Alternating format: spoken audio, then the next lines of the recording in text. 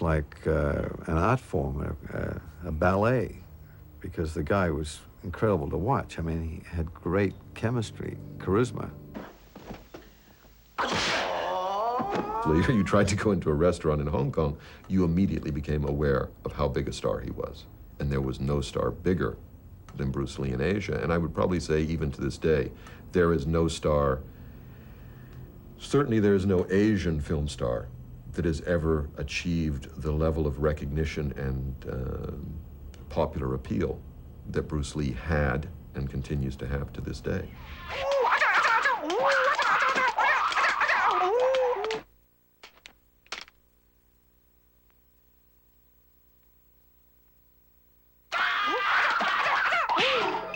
I was with him. I didn't fully understand, but he says, you know, I'm going to make movie pictures.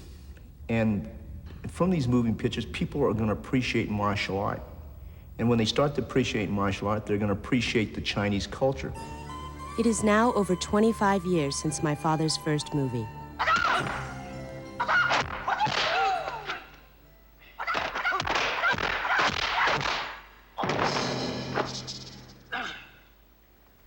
At that time, martial arts schools around the world were scarce. Today, largely because of his influence, more than 10 million students train in the USA alone. He awakened the interest in the martial arts and in doing so opened the world's eyes to the beauty and mystery of a culture and a people that had for so long been hidden under the veil of racial prejudice. At the heart of this culture is a spirit that encompasses tenacity, patience, and perseverance. A spirit that is drawn upon in times of hardship and is cultivated by the practice of martial arts. A spirit personified by Bruce Lee.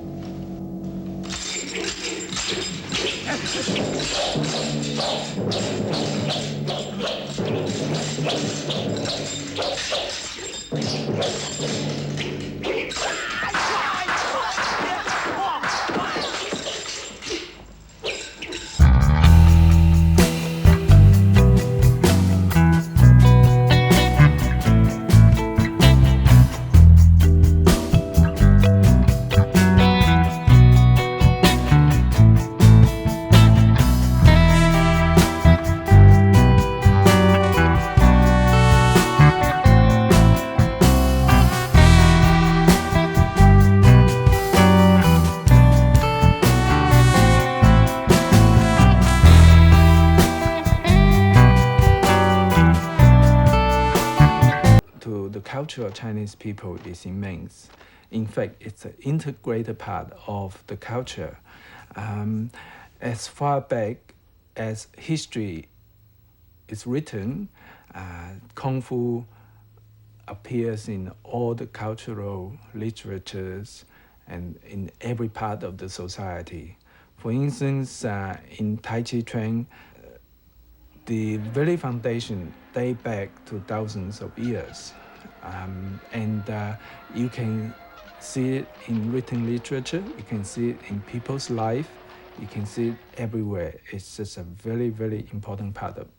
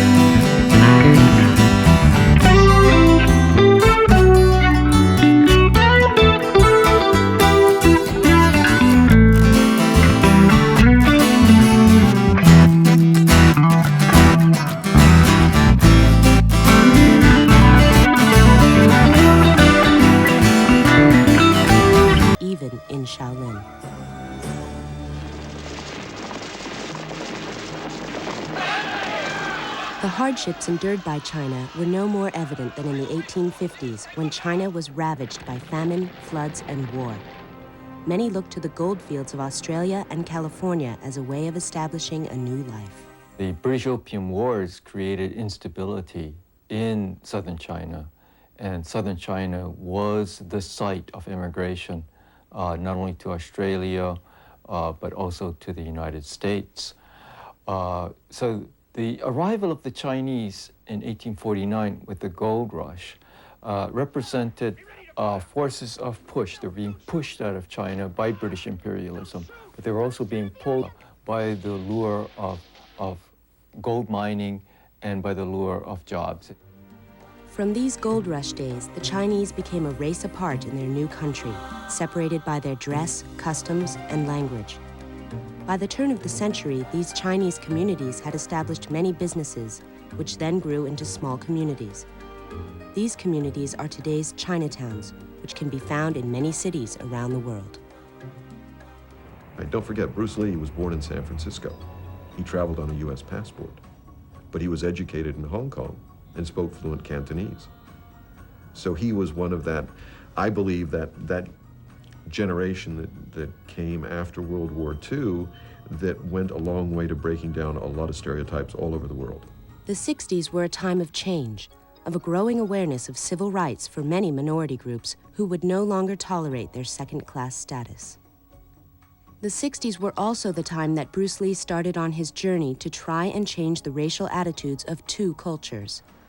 Bruce Lee arrived in San Francisco in 1959 and later moved to Seattle. I met Bruce Lee in 1959 when I went down to this particular location where they're working out. Why, first thing they told me was, do something to Bruce, throw a punch at him or do something. And but anyhow, he went through the motions and threw a wild punch at him, and before I knew it, he had me tied up into something that resembles a pretzel. But I felt those blows coming against my face that struck me like a hurricane coming at me, and it scared the living daylights out of me, and I immediately said to myself, my God, I got to learn something with this guy. It was in Seattle that Bruce first broke the centuries-old taboo. Chinese Kung Fu is only taught to Chinese. In Seattle, it wasn't so prevalent, but even here, there was some animosity against him teaching to outsiders because they felt that to teach the outsiders,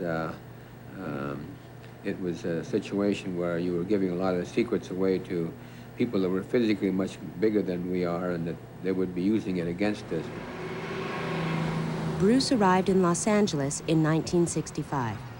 It was from here that he first started to reach a wider audience via the international martial arts magazine, Black Belt. Bruce was controversial in the beginning because everything was steeped in real deep tradition, and some of these traditions go back hundreds, if not thousands of years, and with very little change. Bruce was hell-bent on changing some of this. So it was an interesting time at Black Belt magazine. Dan Inosanto was Bruce's assistant instructor at his Los Angeles Jeet Kune Do school.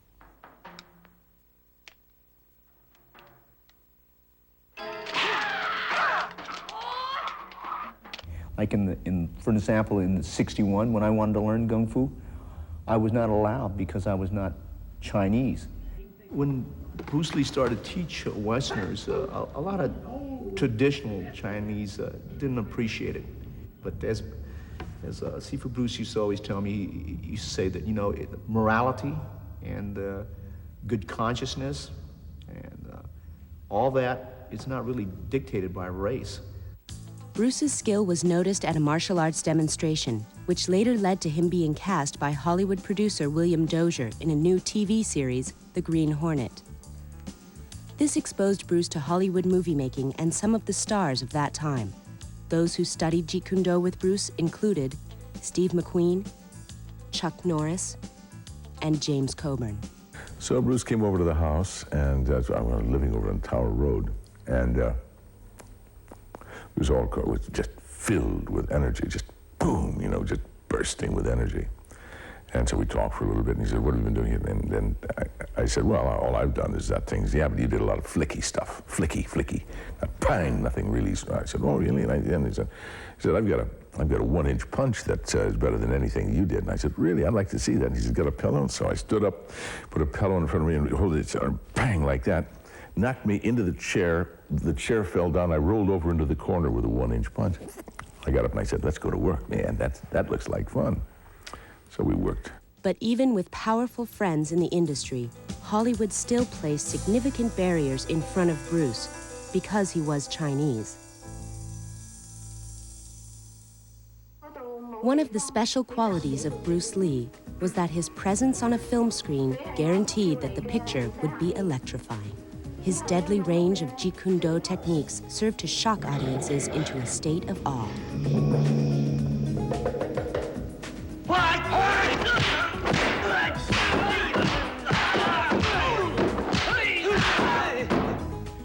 I was speechless at the success of the film. I remember I was out of town and came back about 8 o'clock at night, and I lived in Hollywood, and we drove past the Grauman's Chinese Theater.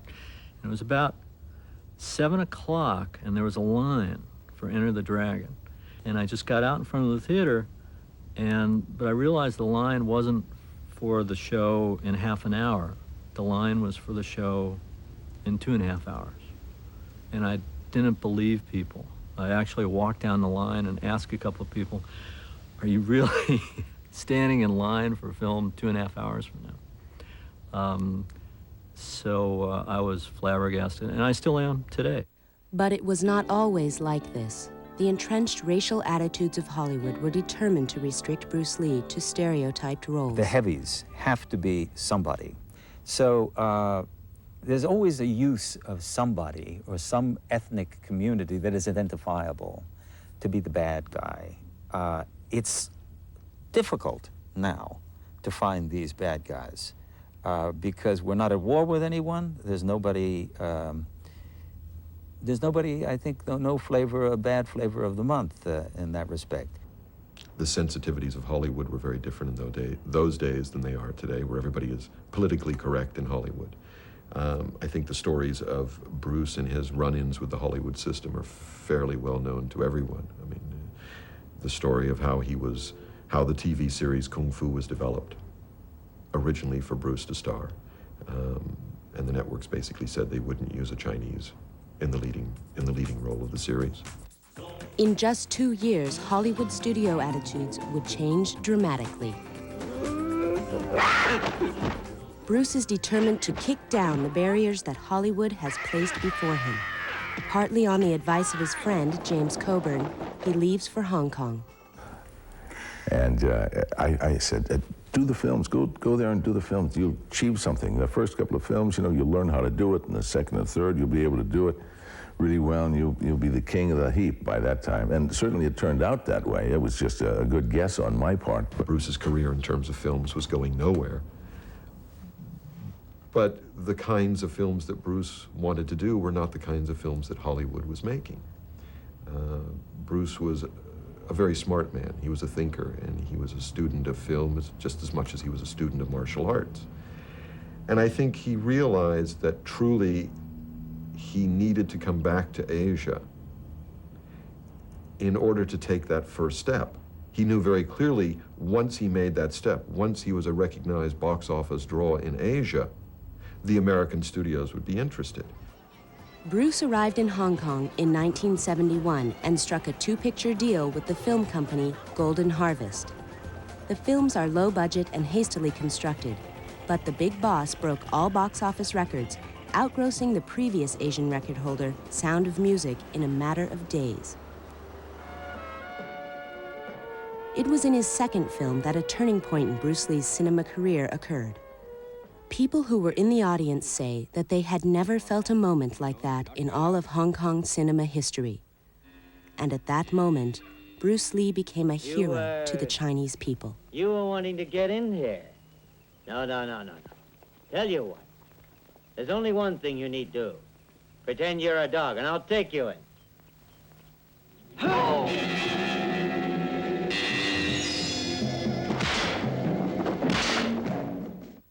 First of all, the sign is based on fact. That sign actually existed in a park in Shanghai, in the International Concession. and was there until 1948. A lot of Chinese in Hong Kong had been refugees from Shanghai and knew of the sign, and it was one of those embarrassments that they had to live with. The design of the film, I think, was an early call to, if you will, Chinese nationalism. Fists of Fury smashes all box office records across Southeast Asia. Lee asks for and gets total control of his next picture. He produces, writes, directs, and stars in Way of the Dragon. The impact of Bruce's films in Asia is so huge that Hollywood can no longer ignore him. He is offered the lead in a film titled Blood and Steel. The result is the first Hollywood-Hong Kong co-production to be later renamed Enter the Dragon. Bruce puts his heart and soul into the film, involving himself in every stage of production, as well as the tremendous physical demands of the fight sequences. The film is a huge success. It makes Lee the first Chinese superstar in the world. Yeah, Bruce used to joke about Bronson and McQueen and Eastwood as the number that they churned out, and he thought he could do at least the same number and outgross them very easily. Warner Brothers were on the phone saying, "You got to talk to Bruce for us," because he'd passed me the phone in his office. He said, "We're offering him 3 times more than anyone has ever gotten, more than Taylor and Burton had gotten." He said, "And the guy is not making any sense to us." Anyway, we hung up the phone, and I was talking to Bruce. I said, "How can you turn down that offer?" He said, "George, I've made 1 movie, and I've already made 3 times what they're offering me." I said, "Okay, makes sense." He said, "Besides, I gave them an opportunity to use me in America for the Kung Fu series. And they decided to use someone else, a dancer, as a matter of fact, who knew nothing about Kung Fu. And they thought that the American audience wasn't ready to accept a Chinese star. And here I proved them wrong. So I said, "You certainly have." Bruce had succeeded, not because of Hollywood, but in spite of it. Discussions are being held with Lee to do films with Steve McQueen and Sophia Loren. The Hollywood studios finally recognize Lee's true worth. But he does not live to see the success he has worked so hard for. 2 weeks before Enter the Dragon is released, Bruce Lee dies. The shock of Bruce Lee's death was followed by an aching sense of loss amongst his countless admirers around the world. It seemed impossible that a man so vital, so much in love with life, could be so suddenly taken. This sense of loss was felt nowhere greater than in Hong Kong. The champion of the Chinese, the man who had given such enormous pride, was gone. Bruce Lee was no more. While on the verge of a worldwide superstardom that was yet to peak. A former James Bond, Australian actor George Lazenby, was with Lee the day he died. The day he died, we had lunch together. And so we had a screen, and we're sitting in the back of this restaurant. He said, "I got a headache." And I thought, Jesus, you know, I often get a headache, but it's usually from drinking. And he said, "I don't have a headache very often." I got a call from him one day in May, and I was surprised. I didn't even know that he was in Los Angeles. I said, "What are you doing here?" He says, "Well, I've come to have some medical tests." He says, "I've been fainting." I said, "Fainting?" He says, "Yeah." He says, "I've been fainting." He says, "Maybe there won't be a Bruce Lee." I said, "Come on, what are you talking about? Don't talk like, what are you saying such a thing?" But I was a little bit, wasn't the kind of person to say things like that, you know? It was very against his disposition to kind of cop to any sense of fragility or anything like that, I thought. So I became a little concerned, and I remember calling him back, and I don't remember if it was a hotel or where it was, a day or 2 later, and I said, "So how's everything?" You know, and he said, "Great." He said, "The doctor told me I have a body of an 18-year-old. and that was the last I spoke to him. I think probably later that month he died. I said, but don't worry about tonight if you don't feel well. He said, if I said I'm going to be there, I'll be there. And I was waiting with Raymond Chow that evening for Bruce, and he was about half an hour late, and it's not like him to be late, so I called. I said to Raymond, I said, where's Bruce? Do you know where he is? He said, oh yeah, I know where he is, this is the number. And I called there, and the girl answered and said that he's asleep, I can't wake him up. And I said, well, you better call an ambulance or something. And then I left the restaurant, went back to the hotel, and when I got into the room, the hotel, the phone was ringing, I picked it up. Bruce Lee's dead, what do you think? With all the great physical conditioning, that he was probably taxing himself extraordinarily, and that his nervous system seemed to be so tuned and so on edge throughout the filming, in the beginning of the filming particularly, that to me that there would be some kind of odd anomaly or extraordinary susceptibility to something, some substance that the average person, you know, has no trouble with, could affect him greatly. It didn't strike me as being out of bounds. I don't believe it. I don't believe it. I was over on the street, I run Jim Sa Jay. Then some people, hey Jackie, Bruce Lee died. I said, no, you're kidding. No, it's serious. The shock was unbelievable, because here he was at lunchtime, fit and well, except for his minor headache. Anyway, I went on to do some pencil movies there myself, and through injuries and what have you, I got to know the doctor who did the autopsy, and they said it was just like a blood vessel burst inside his head and started leaking. Like an inner tube in a tire got too thin and just started leaking, and that was causing a headache. I think it was just overtrained. A lot of people say he got hit there or whatever, or secret this or secret that, but I just think he was too dedicated to his training. It was sad. The true measure of a man's life lies in his accomplishments and in the positive things that he has passed on to others during his lifetime. My father lived for 32 years, and during that time, he developed a revolutionary approach to the martial arts. He proved Hollywood wrong when he became the first Asian superstar and established a new global film genre, paving the way for the many that would follow. Chuck Norris, Jean-Claude Van Damme,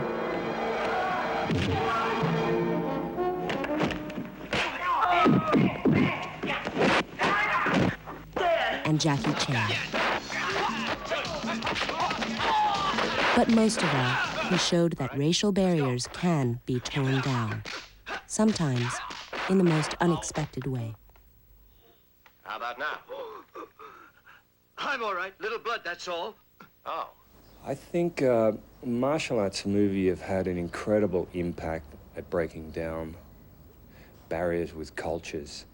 And it's interesting because I worked out that it's like music, you know, rock and roll, pop songs and everything. It's a medium that no matter whether you understand the lyrics or not, people can enjoy it. Of course, martial arts is not a strictly male domain. In the 70s, Angela Mao broke new ground when she established herself as a major action star in the Asian market. Today, more women are seeing that martial arts has something to offer them.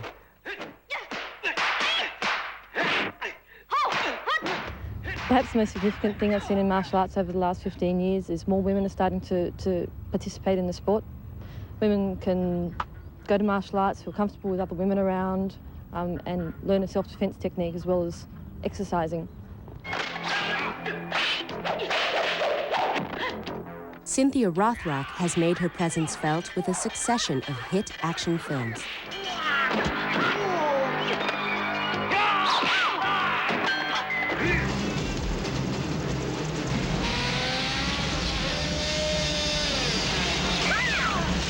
While Bond girl Michelle Yeoh displays a skill most men would envy.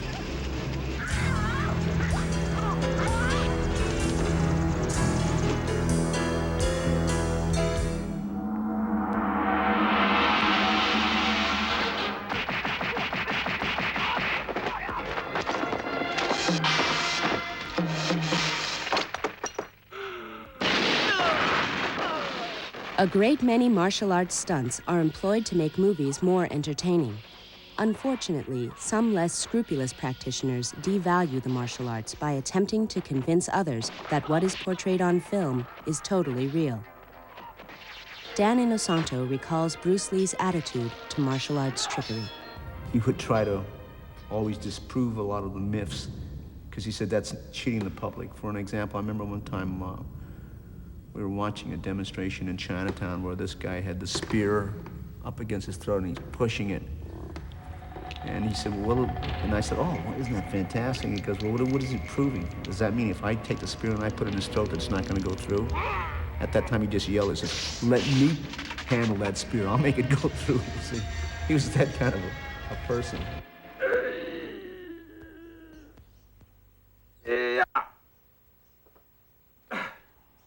Okay, this is again a trick, but I wouldn't advise trying it anyway because there really is some technique involved to it.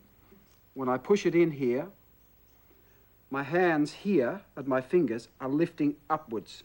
The force is actually going upwards into the neck. And when anything is bent like this, watch. See, where does the force go?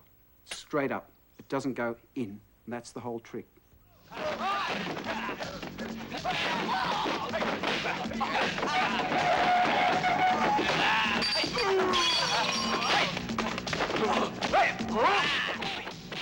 While the skill of Jackie Chan is obvious, what of the breaking stunts we so often associate with martial arts? Australian John Duncan, current world record holder who broke 5,000 bricks in under 1 hour, is well qualified to speak. The dynamics of breaking are quite incredible, really.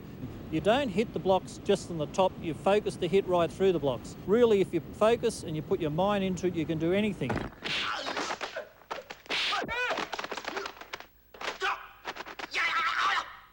Martial arts, like anything else in the world where there's a buck to be made, you've always got con men, charlatans.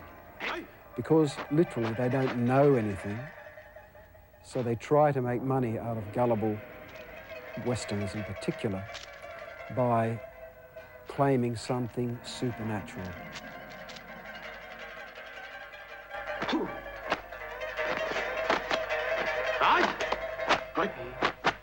Hail to Kung, our spiritual master!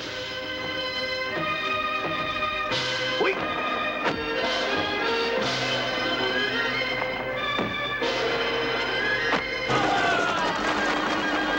The reality is that the supernatural has no place in real martial arts. Martial arts movie stunts are a combination of special effects, editing, and the skill of highly talented practitioners. All martial arts are governed by the laws of physics, not magic. One of the common tricks used in the martial arts is to say that internal energy causes the bottle to break when it's hit. In fact, it's physics. If you hit this bottle, pushing the air through, it will force the base of the bottle out. So if you hit it from this point, that's what happens. These tricks, once accepted as part of Kung Fu, have given way to a global awareness of the martial arts as they really are. For while Bruce Lee opened the eyes of the Western world to Chinese martial arts, he also opened the eyes of China to the scientific training procedures and pragmatism of the West. Bruce Lee was the bridge between East and West. He brought Kung Fu to the West, but he also brought Western technology to the East in the form of filmmaking techniques and also in the way he approached martial arts. Training methods, for example. Training as an athlete for martial arts was something that was not done prior to Bruce Lee. Yeah, since we start to introduce Wushu to the foreign friends, with the understanding of each other, we also have learned quite a lot from the foreign friends. Western countries have in the psychology, physiology, and also those areas really help those traditional Chinese martial arts practitioners to improve their knowledge and give them more scientific results. But although we have all learned much from each other, there are still a few who will choose to believe the unbelievable. Somebody came over to me and started talking to me, and I was busy doing something, and he was saying, "Man, I understand that Bruce is alive." I said, "No, he's dead." He says, "I understand he's alive." And I said, "He's dead." No, he says, "I've got it on good source that he's alive, and he's living in a cave in Hong Kong, just like the legends were supposed to. They lived in the mountains of China. He's alive in a cave in Hong Kong. He's just waiting for the right time to come out." It's like an analogy with Christ. I said, "No," I said, "his wife thinks he's dead." He said, "What do women know?" In the Honan province of China stands the Shaolin Temple, the birthplace of Chinese martial arts. Legend has it that a wandering monk appeared in the 6th century and brought Shaolin boxing to the temple. As time went on, the monks developed the martial arts to a high level as they came to realize that the extreme physical demands of Kung Fu seemed only to complement their otherwise meditative lives. The physical and spiritual strengths gained from Kung Fu were passed on from generation to generation, but only from Chinese to Chinese. This changed just 10 years after Bruce Lee's death, when a non-Chinese trained in the Shaolin Temple. Walt Missingham is one of Australia's martial arts pioneers. He hosted Australia's first martial arts television series, in which martial arts choreography was used to enhance the presentation of fight sequences. Martial arts history was made when Walt traveled to the Honan province. When I trained in the Shaolin Temple in '83, this was a significant event. It was a passing over. It was a recognition that the time had come for these barriers to start breaking down. The Shaolin Temple, until this time, was exclusively the province of the Chinese people. So what happened in the early '80s at Shaolin broke traditions that go back over 1,500 years. So this is tremendously significant, both culturally and historically. There is something here that we have learned from the monks of Shaolin, from something that they have shared. Whether teacher or student, both are richer for the exchange. Since the early 80s, Wushu started opening more and more to the world. And there was the very first foreign people who went to the Shaolin Temple to train. I think it was back in early 81 or early 82. It's just a matter of understanding each other. The traditional Chinese martial arts practitioners in the old days, they even wouldn't let any other Chinese to learn from them, let alone foreigners. Martial arts is a great equalizer. You don't look at race when someone kicks you in the stomach or hits you in the head. You don't think, that's a Chinese person or that's an African person who's hit me. You just get hit. And so martial art at its base level is an equalizer. You don't think in terms of race, you just think in terms of the person who is in front of you.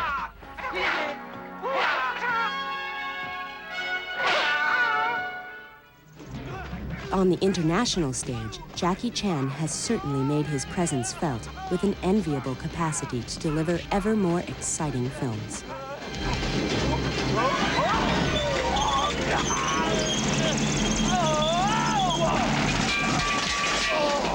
And that time, not talking about my young, just talking about after Bruce Lee died, one of company makes me want to be an action star. And that time, everybody knows Kung Fu, knows action, can be an action star. Everything learn opposite Bruce. Nobody can beat him, okay?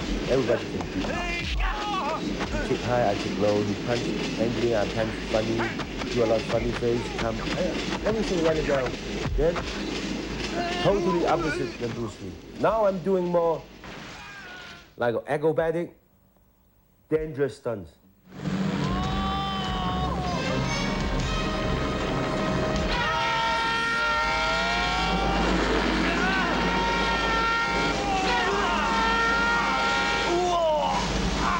You must keep fighting, to the second floor, to the boat scene, to the helicopter, to the motorcycle, then, boom, finish. Then the audience, loving.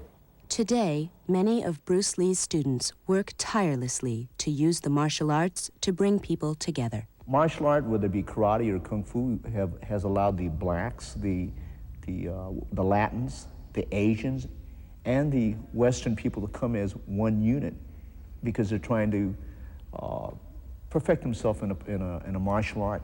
So in many ways, it's brought the races together, and it unites people rather than divide people.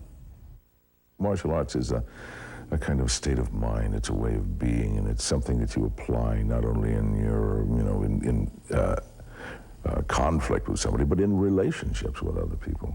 It's energy. It's an exchange of energy. And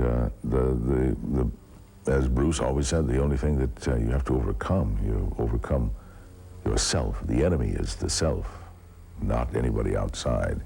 You find that person and you integrate yourself with it, and then you can move straightly on. During World War II, being of Japanese ancestry, even though I was born in this country, it became law that anybody of any Japanese extraction was rounded up and put into, they called them internment centers, but the true identity of being incarcerated behind barbed wire with search towers, it connotates itself being a concentration camp. Up until I was about 15 or 16, I thought I was just as white as you are, but all of a sudden I found out when the war came along that this wasn't true, and then to be incarcerated for a period of 5 years or so, it just literally destroyed me. And when I came back out, I couldn't walk down the street. If you were behind me, I had to stop and let you pass me because I felt like it wasn't right. It wasn't good enough to be walking in front of you. I'd walk into a restaurant in the middle of the day and they wouldn't tell me to get out, but they just ignored me as if I wasn't there. But it was so embarrassing, so intimidating to me that there were times when I was probably in there for up to 3 hours before I got up enough nerve to walk out. I'd walk into a barber shop in the middle of the day and they'd tell me they were closed. And so I know what the intimidation and what it is to be put down like that. But Bruce brought me out of that, and so my role in life now is to try to pay him back in any way I can that would perpetuate his image and his reputation in terms of what he did for us, and mankind in general.